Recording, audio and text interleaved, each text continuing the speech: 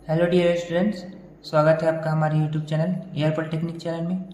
अब आगे हम देखने वाले हैं सारणी के गुणधर्म। तो यहाँ पर सारणी के गुणधर्म प्रॉपर्टीज ऑफ डिटर्मिनेंट। सारणी के निम्नांकित गुणधर्म होते हैं जो कि किसी भी क्रम के सारणी पर लागू होते हैं। ठीक है ना, 2x2 ऑर्डर का हो, 3x3 ऑर्डर का हो, 4x4 ऑर्डर का हो।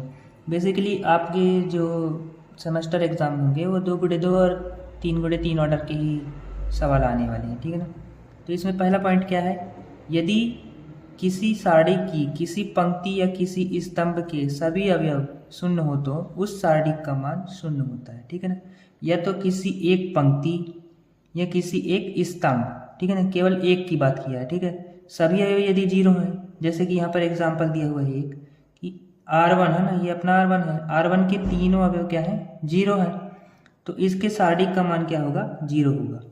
कैसे, सिंपली आपको उसी तरीके से सॉल्व करना है। पहले R1 कर लीजिए जीरो, फिर एक नया सारणी बनेगा, क्या बनेगा, 3 4 और 5 6।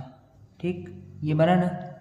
अब क्या आएगा अपने पास, माइनस, फिर जीरो, फिर इसको लिए तो इसका रो और कॉलम हट जाएगा, 2 4 1 6, 2 4 1 6, ये हुआ। फिर क्या आएगा, प्लस जीरो। ठीक, एक नया सारणी बनेगा, रो और कॉलम हटा दीजिए, इसका ये वाला जीरो ले रहे हैं ना, इसका कॉलम है रो, 2 3 1 5, 2 3 1 5। ठीक, ये हो गया। अब यदि इसका कुछ भी हम तिर्यक गुणा करते हैं, इसके गुणे में तो पहले से ही जीरो है, यहाँ पर भी पहले से ही जीरो है, यहाँ पर भी पहले से जीरो, तो किसी भी संख्या में जीरो का गुणा करोगे तो क्या आएगा अपने पास, जीरो ही आएगा ना। तो ये हो गया। तो जो भी यहाँ पर बोला है कि यदि किसी सारणी की किसी पंक्ति या किसी स्तंभ के अवयव शून्य हो तो उस सारणी का मान शून्य होता है ना, किसी एक पंक्ति या एक स्तंभ।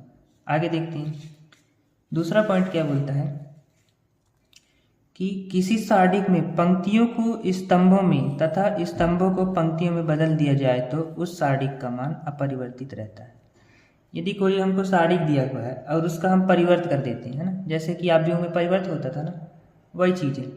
तो यदि हम किसी सारणी दिया हुआ है और उसके पंक्ति को स्तंभ में हम बदल देंगे तो उसका सारणी का जो प्रसार रहेगा वो वैसा ही रहेगा। तो इसको सॉल्व करके एक बार देखते हैं, फिर इसका क्या करेंगे हम, परिवर्त, इसका जो रो है उसको कॉलम चेंज कर देंगे।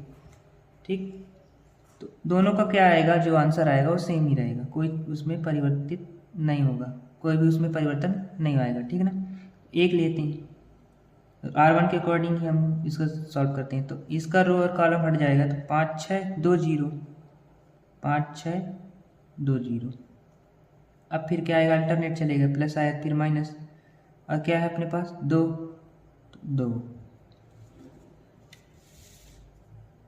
ठीक, और इसका रो और कॉलम हटा दो, क्या बचे, 4 6 1 0, 4 6 1 0। ठीक है ना, फिर क्या आएगा, प्लस 3, क्या बना, इसका कॉलम रो हटा दो, 4 5 1 2, 4 5 1 2। ठीक, अब इसको सॉल्व करते हैं, एक रहेगा तो एक, 5 शून्य शून्य, ठीक, फिर माइनस 6 दूनी 12। ठीक है, ये माइनस का 2, 4 शून्य शून्य माइनस 6 एक कम 6।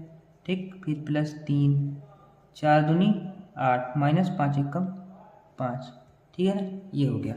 अब इसको सॉल्व करो आगे, तो यहाँ पर क्या आएगा, 12 में जीरो घटाओगे तो 12 ही आएगा, भी माइनस का, बड़ी संख्या माइनस में है, तो यहाँ पर आया माइनस का 12, और इसका गुणा एक में करोगे 12 गुणा, 12 एकम 12 और माइनस का 12। ठीक, अब यहाँ पास ऑलरेडी माइनस है, 6 में जीरो घटाओगे तो 6 ही आएगा, वो भी माइनस का, तो माइनस माइनस प्लस हो गया, और 2 छिक्का 12। ठीक है ना, कुछ इस प्रकार से। अब यहाँ पास क्या है, प्लस 3, और 8 में 5 जाएगा तो कितना बचेगा, 3, और 3 तिकाई 9, तो यहाँ पास आया अपना 9। अब इसको सॉल्व करो, 12 में 12 कट गया, आया हमारे पास क्या, 9, ये हमारा आंसर आ गया। ठीक, तो इसका आंसर क्या है, 9। अब इसी का हम क्या करते हैं, परिवर्त, जो रो है उसको कॉलम में चेंज करके और फिर सॉल्व करते हैं। अब वही है, पंक्तियों के स्तंभों में बदलने पर, है ना, रो को कॉलम में चेंज कर दिए, तो हमारा जो सवाल था उसका हमने क्या कर दिया, परिवर्त कर दिया, है ना, जो भी सारणी था उसको परिवर्त कर दिया। जो हमारा इधर रो था, ये रो था ना, ये पूरे रो थे, उसको हमने कॉलम में खड़ा खड़ा कर दिया। अब इसको सॉल्व करते हैं, तो जब हम एक लेंगे R1 के अकॉर्डिंग, अभी अपना R1 बन गया है ना, R1 के अकॉर्डिंग ले रहे हैं, तो क्या बचेगा, ये हटेगा, ये हटेगा, 5 2 6 0, 5 2 6 0, ठीक, माइनस 4 आया।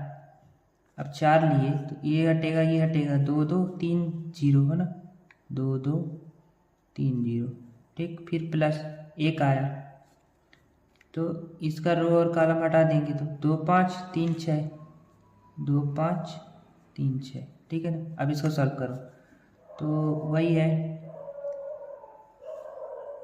1 5 0 0 माइनस 2 छक्के 12, वही आया ना, माइनस 4 2 0 0 3 दूनी 6, ठीक, प्लस 1 2 छिक्का 12 माइनस 3 पचे 15, ठीक। अब इसको सॉल्व करो, तो 12 में 0 घटेगा तो वही है, तो 12 एकम 12 होगी माइनस का, ठीक, और माइनस यहाँ पास ऑलरेडी माइनस है, तो माइनस माइनस प्लस, और 4 छंगे 24 24, और प्लस का, ठीक, ये। अब 15 में बड़ी संख्या है, 12 घटाओगे तो 3 आएगा, और यहाँ पास क्या है, माइनस, बड़ी संख्या माइनस में, तो माइनस और प्लस माइनस, अब 15 में 12 घटाओगे तो कितना आएगा, 3, ठीक, ये हो गया। अब यहाँ पर 24 में 12 जाएगा, क्योंकि बड़ी संख्या है यह, तो ठीक है, तो 24 में 12 घटाओगे तो कितना आएगा, 12 ही आएगा, अब माइनस का 3 ये बचा। अब 12 में ये 3, 12 में 3 घटाओगे तो क्या आएगा अपने पास, 9, तो दोनों क्या है अपने सेम आए ना, वहाँ पर भी हमारा 9 आंसर आया था, यहाँ पर भी 9 आंसर आया। तो जो बोला कि किसी भी सारणी के जो पंक्तियों को स्तंभों में, स्तंभों को पंक्तियों में चेंज करते हैं, तो उसके जो सारणी का मान होता है वो अपरिवर्तित रहता है ना, ठीक। अब तीसरा पॉइंट क्या बोलता है, किसी सारणी में किन्हीं दो स्तंभों या पंक्तियों को आपस में बदल दिया जाए तो सारणी का संख्यात्मक मान वही रहता है, परंतु चिन्ह बदल जाता है, ठीक है। बोल रहा है कि किन्हीं दो स्तंभों या पंक्तियों को आपस में बदल दिया, यदि हम केवल पंक्ति ही लें, किन्हीं दो पंक्तियों को आपस में बदल देंगे, तो ये R1 को R2 से बदल रहे हैं, इसको ऊपर कर दें, इसको नीचे कर दें, इस प्रकार से ये तो C1 और C2 को बदल रहे हैं, तो C2 को इधर कर दो, C1 को इधर, है ना, तो इस प्रकार से तो उसका चिन्ह बदल जाएगा, लेकिन सारणी का मान वही रहेगा, ठीक है ना। यदि प्लस आ रहा है सारणी का मान, प्लस में यदि सारणी का मान +2 आ रहा है तो वो -2 बदल जाएगा, यदि -2 आ रहा है तो +2 में हो जाएगा, कुछ इस प्रकार से। तो एक एग्जाम्पल लेके काम कर रहे हैं हम यहाँ पर, तो इसको सॉल्व करते हैं, इसको सॉल्व करते हैं, तो भाई 1 लीजिए R1 के अकॉर्डिंग, ठीक, R1 के अनुसार, R1 के सापेक्ष प्रसार करने पर, ठीक है। जब हम सवाल सॉल्व करेंगे तब हम ये चीज़ विस्तार से लिखेंगे, ठीक है ना। अभी हम आगे इसको समझते हैं, इनके पॉइंट को, गुणधर्म को। तो 1 लेते हैं, तो इसका रो और कॉलम हटेगा तो क्या बचेगा, नया सारणी 5 6 2 0, ठीक, फिर माइनस आएगा, अल्टरनेट चल रहा है 2, इसका रो और कॉलम हटा तो 4 6 1 0, ठीक है, प्लस 3, इसका रो और कॉलम हटा दो 4 5 1 2, ठीक है ना। इसको सॉल्व करें, 1 5 0 0, ठीक, माइनस 6 दूनी 12, फिर माइनस का 2 4 0 0 6 1 कम 6, फिर प्लस का 3 4 दूनी 8 माइनस 5 1 कम 5, ठीक है ना। ये तो वही है कि 12 गुणा 1 में करोगे तो 12 ही आएगा, बड़ी संख्या किस में, माइनस में, और माइनस माइनस प्लस, 2 छिक्का 12, और प्लस 5 में 8 में 5 गया 3, और 3 तिकाई 9, ठीक, 12 में 12 कट गया, तो आंसर क्या है अपने पास 9, ठीक है ना। ये हम आगे देखते हैं इसका, दो स्तंभ या पंक्तियों को आपस में बदल देने पर क्या आंसर आता है, ठीक है ना। तो हम R1, ये वाला R1 और ये R2 इसको आपस में बदल देंगे, ठीक है ना, इसको नीचे इसको ऊपर, और तब देखते हैं क्या आंसर आता है।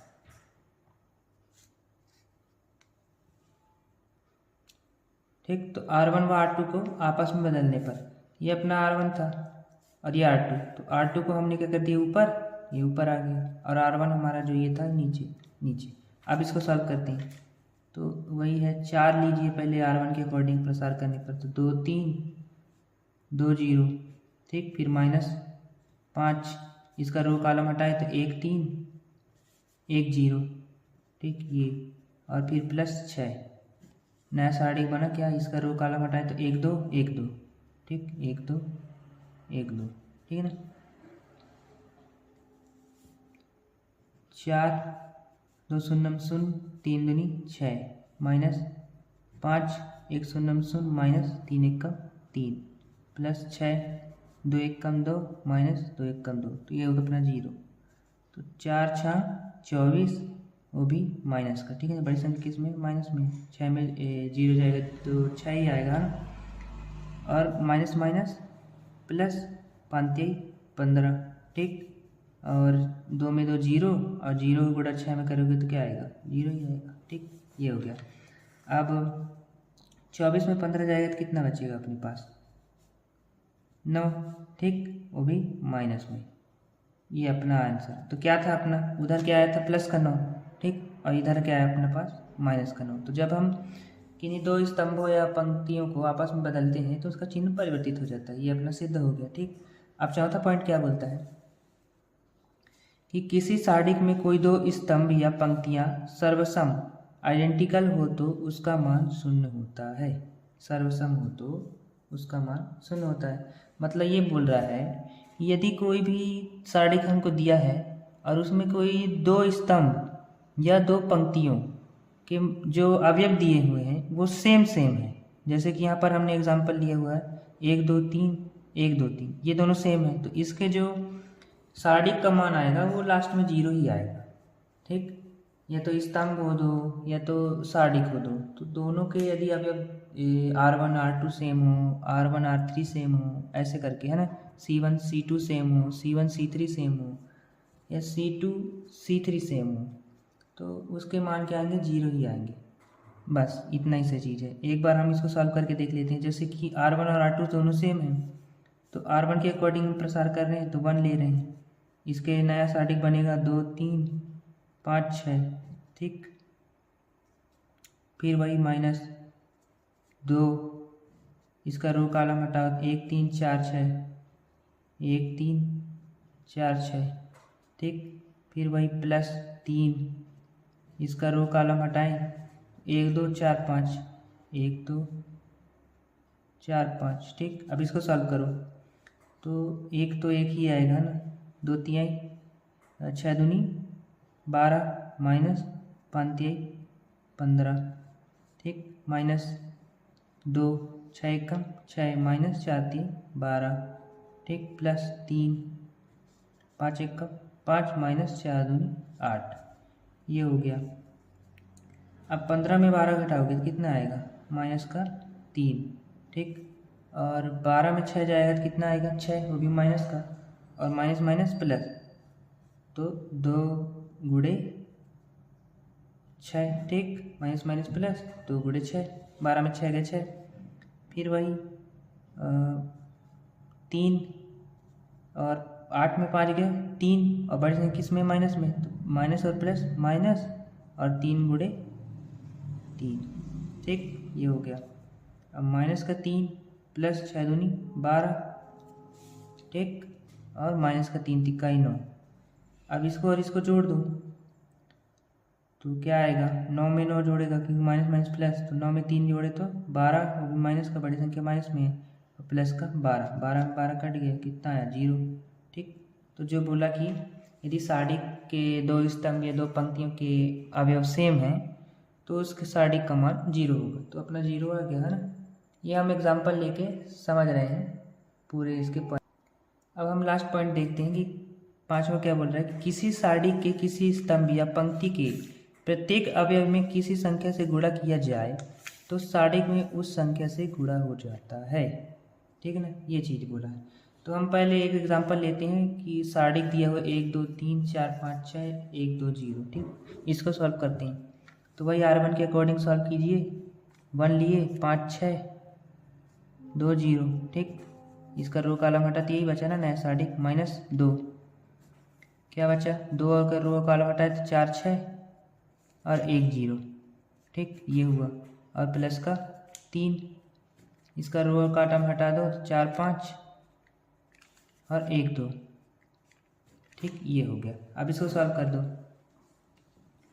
तो 5 शून्यम शून्य -6 दूनी 12, ठीक, और 1 1 रहेगा, -2, 4 शून्यम शून्य 6 1 कम 6 प्लस का 3, 4 दूनी 8 -5 1 कम 5, तो क्या आएगा इसका आंसर, वही -12 और माइनस माइनस प्लस 6 दूनी 12 और प्लस 8 में 5 गए 3 और 3 तिकाई 9, 12 में 12 कट गया तो आया अपने पास 9, ठीक, ये इस सारणिक का मान। अब सारणिक के प्रथम स्तंभ C1 में संख्या 2 से गुणा करने पर, मतलब इसमें हम 2 का गुणा कर देंगे जब, तो क्या होगा कि इस सारणिक में जो मान आएगा वही 2 का गुणा हो जाना चाहिए, है ना, यही बोल रहा है इसमें कि ये जो सारणिक का मान आया है इस पूरे का, इस सारणिक का मान आया है 9। अब हम क्या कर रहे हैं कि किसी एक स्तंभ या एक पंक्ति में किसी संख्या से यदि गुणा कर दें तो उस संख्या का उस सारणिक के मान में भी गुणा हो जाएगा, ठीक, तो दोनों क्या होंगे, सेम आएंगे। ये तो पहले इसमें किसी भी अब एक स्तंभ या पंक्ति में गुणा करके कर दो सॉल्व, ये तो डायरेक्ट सारणिक को सॉल्व करके फिर गुणा कर दो उसके आंसर में, तो दोनों सेम आएगा, ठीक ना, वही चीज़ किया गया है। सारणिक के प्रथम स्तंभ C1 में संख्या 2 से गुणा करने पर, है ना, आगे देखते हैं। वही R1 के अकॉर्डिंग प्रसार कर लेते हैं या फिर C1 के अकॉर्डिंग, है ना। अब हम क्या करने वाले हैं, C1 के अकॉर्डिंग प्रसार करते हैं इस वाले सवाल में। तो 2 लिए और क्या आएगा, पहला प्लस आया है, इसका रो और कॉलम हटा तो 5 6 2 0, ठीक, अब माइनस यहाँ पास क्या है 8, तो 8, इसका रो कॉलम हटा दें तो 2 3 2 0 2 3 2 0, ठीक, और फिर प्लस 2, इसका रो कॉलम हटा दो 2 3 5 6 2 3 5 6, ठीक, सॉल्व करो 2 5 शून्य शून्य -6 दूनी 12, ठीक, माइनस का 8 2 शून्य शून्य 3 दूनी 6 फिर प्लस का 2 6 दूनी 12 और -5 15, ठीक है ना। ये अब 2 12 में 0 गया, 12 ही आएगा और माइनस का 12, ठीक, बड़ी संख्या माइनस में तो माइनस का 12 और माइनस का माइनस माइनस प्लस और 8 48, ठीक, फिर क्या आया प्लस का 2 गुड़े 15 में 12 जाएगा क्या आएगा माइनस का 3, ठीक, ये हो गया। अब 12 दूनी 24, वो भी माइनस का, ठीक है ना, प्लस 48 और माइनस प्लस माइनस 3 दूनी 6, पहले माइनस माइनस वाले जोड़ दो, क्या आएगा 24 में 6 जोड़े तो 30, वो भी माइनस का, बड़ी संख्या माइनस में है, प्लस का 48, तो इसमें क्या आएगा अपना 18, ठीक,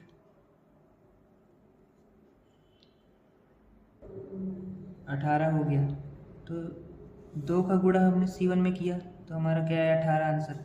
अब यदि हम 9 में गुणा कर देते हैं 2 का तो 9 दूनी 18 होता है ना, तो हमारा जो सारणिक का मान आया था 9, उसमें हमने 2 का गुणा किया तो हमको 18 मिल गया, ठीक, या तो किसी भी पंक्ति या स्तंभ में गुणा कर दो उस संख्या का तो भी हमको वही आंसर मिलेगा। तो ये चीज़ हमको सॉल्व हो गया, ठीक, इसको हम 9 गुणे 2 में लिख सकते हैं ना, तो ये हमारा सॉल्व हो गया। यही जो बोल रहा था वही चीज़ है। तो इस वीडियो में इतना ही, हम आगे मिलेंगे सारणिक के नए सवालों के साथ, ठीक, धन्यवाद।